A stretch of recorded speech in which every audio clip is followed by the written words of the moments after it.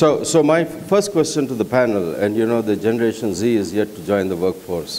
It's going to take another 2-3 years for them to come into the workforce. Without looking at their age, maybe socially or otherwise, wherever you may have seen such people, how do you identify the Generation Z? In other words, what are the different characteristics that you notice in the Generation Z? Good morning, everyone.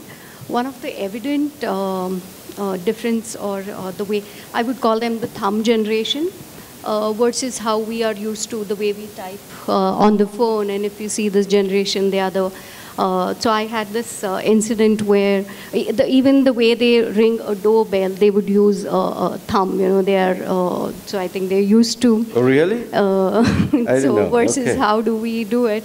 Also, multitasking, I think they're very good at multitasking, and they are the true global generation. There would be, if you were to look at this generation across the globe, there would be, they are very identical, and there are probably not many differences in the way what they read and their opinions and entertainment choices and all of those. So they are truly a very global generation, and diversity is something which would come to them very naturally.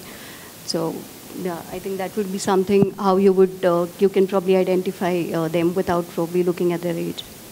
Yeah, you know, I just want to, I want to share something that I have experienced with my 2 children.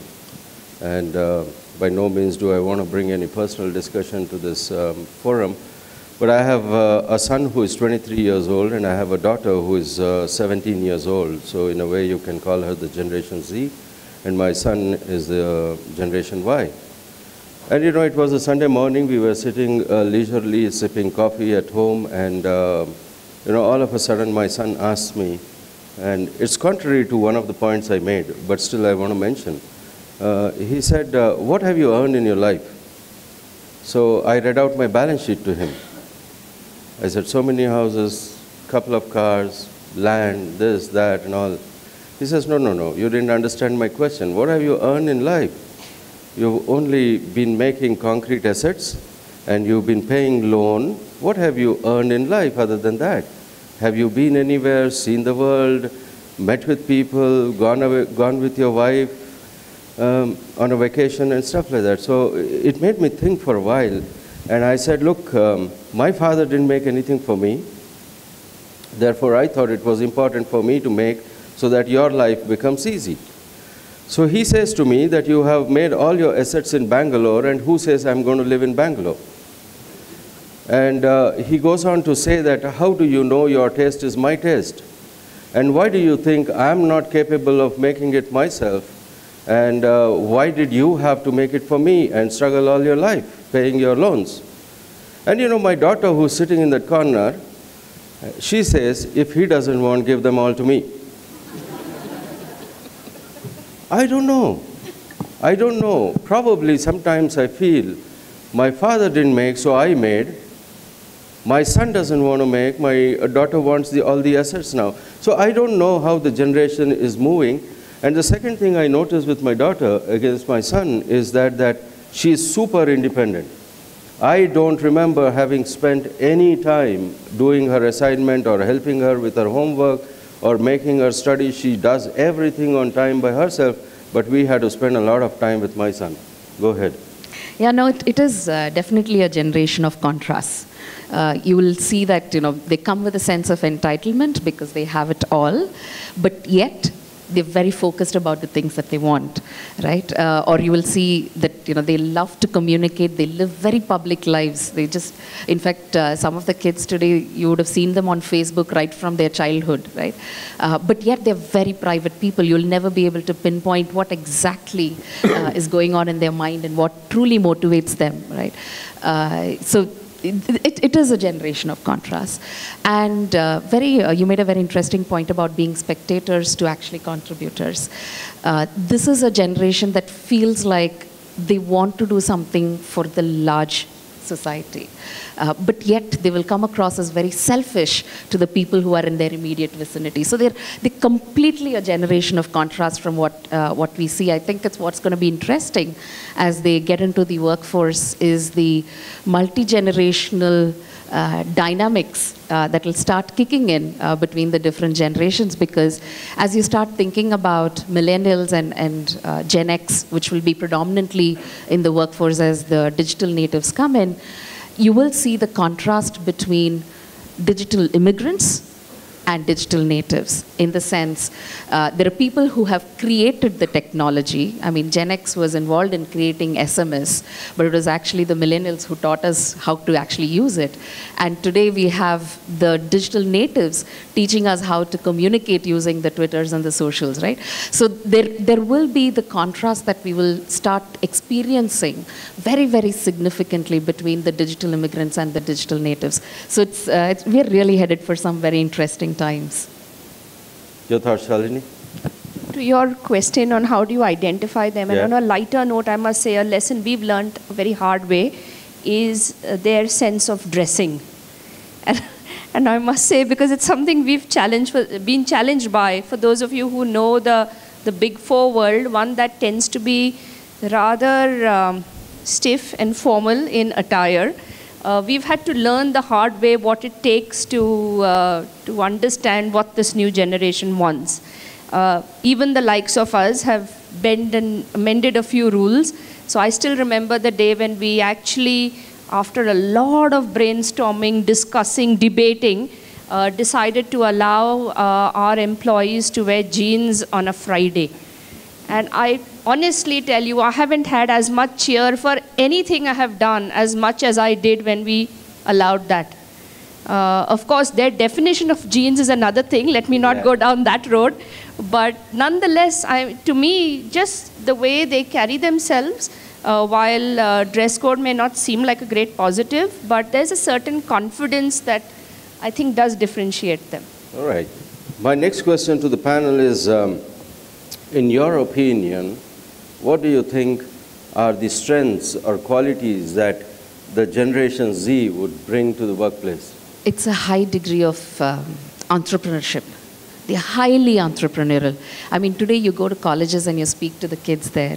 They're already doing their own businesses. I mean, they're already trading in Bitcoin. They're already doing so many things which, you know, you and I would have never imagined doing out of college life, right? And if organizations are able to capture that entrepreneurial spirit, that could really be a huge game changer for this generation. They're highly competitive, but they're highly collaborative. So, you know, even as you see the transition from the millennials to the Gen X, sharing workspaces. I mean, organizations today are even still skeptical about sharing the same building, right, sometimes. But today they are not. I mean, the startups, they exist in an ecosystem where one beanbag to the other is actually two companies working side by side. So their spirit of competition juxtaposed with collaboration is again going to be a huge accelerator for organizations. So those would be mine. Completely agree, and without getting repetitive, to add one to those which I think are really up there, to me there is a very strong sense of purpose. They seem to know what they want. And quite often I think that's keeping organizations on their toes, because you've got to keep them engaged. And that happens only when you speak to their purpose, when they see a connection between what they want to do, what they're aspiring to do, where they want to get to, and are you providing them that platform as an organization? And to me, that's really at the core of engaging with them. Picking up on what Divya mentioned, their clarity on what they want to do. They are very clear with their purpose, and also they want to give back to the society. That is certainly there, but as she mentioned, they are also a bundle of contradictions, so that's going to be a challenge, certainly.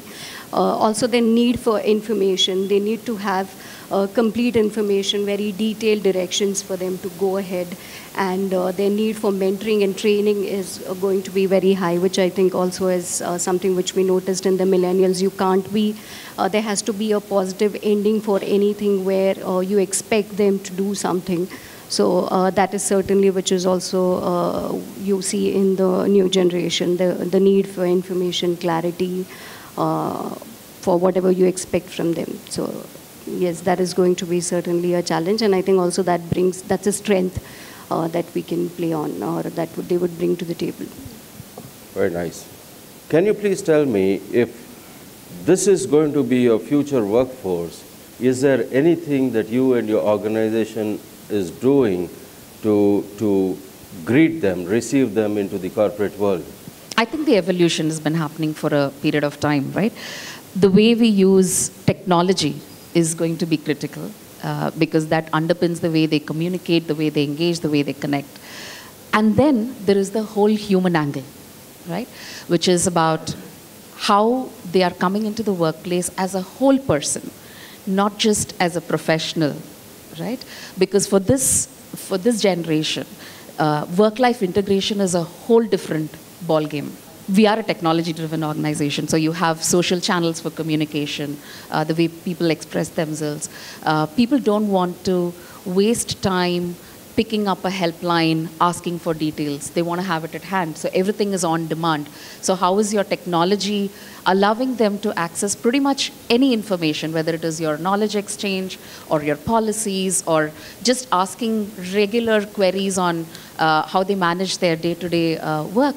I think technology is going to play a very, very big role, and organizations are gearing up for that.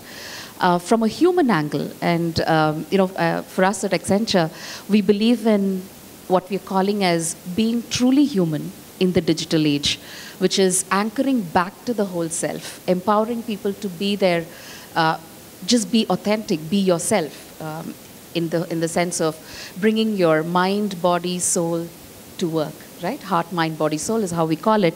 And if I were to define it a little bit more, for this generation, being physically energized, critical. Being mentally focused, critical. Sense of purpose, absolutely critical, right? And when we think about all of this and anchor it to the point that you made about diversity, inclusion becomes an anchor point for how they feel belonged, because every single person wants to feel like they're part of a larger fabric. So, and there's enough research, right? In fact, there's research to say these days people are beginning to search for organizations that are committed socially, being a good corporate citizen, organizations that value diversity, and those seem to far outweigh the other traditional reasons for finding roles, right? So for us, I think it's both of these would be the biggest headline of some of the shifts that we are already beginning to make in how we actually embrace the younger generation in the workplace. Thank you. Shalini, how are your organizations preparing the older generation to embrace the new generation? Adoption of that at home is very easy because there are children, but at the workplace, the mentality is completely different. Are you people doing anything new and different with the existing lot of people? Because there will always be a time when few generations will work together. What are you doing to prepare those people to embrace the new generation? Well, I think some of that preparation is happening just because of the market environment that they're witnessing for themselves. They're as much part of this ecosystem. So if you're talking, and to the point that Dhanya mentioned on, organization models evolving, geographic boundaries blurring, workforce that's meant to be mobile, that's meant to be agile. You are expected to get, for businesses like ours where you're servicing clients, what matters is the right talent at the right place at the right time. How you get it, honestly, one is not fussed about it. A generation where if you look at competitive pressures and pressures on the business, it's about delivering output in the most efficient and effective way. Everyone's worried about bottom line. Everyone's worried about P&L. So there is an automatic shift and focus on efficiency. And hence, at one level, I believe that itself is breaking the bureaucracy, the processes, the very staid and conventional ways of doing things. And I think... Let me take you on that a bit. I come from an organization that's got a history of 75 years plus. And there are people who are still wearing ties and suits to work. Sure. And here is a generation that says even the way I'm dressed at this moment is not appreciated in my company. And here is a generation that says, allow me to come in Bermudas, sneakers, shorts, chappals, flip-flops, anything that I feel like, and I will come whenever I feel like. And there is a set of people who say, no, 9 o'clock the work starts, 5:30 it ends. Now, this generation is finding it extremely difficult, and that generation is finding it extremely indisciplined, with the ways that this generation wants to behave and work. However, there seems to be a sense of responsibility without doubt. They say, you know, how does it matter if I come at 10, I'll leave at 6:30, and I'll still complete my work, and don't measure me by the time I spend in the office, but measure me by the output that I deliver. Yeah. Now, it's still becoming very difficult to convince people that measure them by the output. So right? I agree with that. And you know, organizations like us who are in, who have multiple businesses which belong to a different industry completely, but still the leadership seems to be common across industries, is finding it extremely difficult to be flexible to behave by the industry.